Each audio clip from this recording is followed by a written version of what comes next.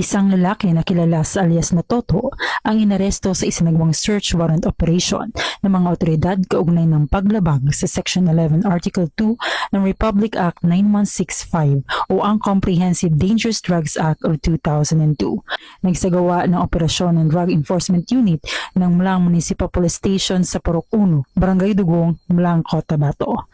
Kasama sa operasyon ng mga tauhan mula sa CPPO-PDU, CPPO-PIU, First Mobile Force Company ng Amas Kidapawan City, Kidapawan City Police Station at Tulunan Municipal Police Station. Ang operasyon ay sinagawa sa bisa ng Search Warrant Number 26-24 na inilabas ng Regional Trial Court 12 Judicial Region Cabacan, Cotabato laban sa nasabing suspect. Sa isinagawang paghahalughog, nakarecover ang seizing officer ng 6 na piraso ng transparent heat-sealed sachet na naglalaman ng pinaghihinalaang shabu mula sa pagmamayari at kontrol ng suspect. Isinagawa ng maayos ang pagmamarka, paghahalughog at inventaryo ng mga nakumpiskang ebidensya sa presensya ng isang barangay kagawad at kinatawan ng media bilang mga witness sa operasyon. Kaagad ding ipinaalam sa suspect ang kanyang paglabag at ang kanyang mga karapatan alinsunod sa Miranda Doctrine. Matapos ang operasyon, dinala siya kasama ang mga nakuhang ebidensya sa Mlang Municipal Police Station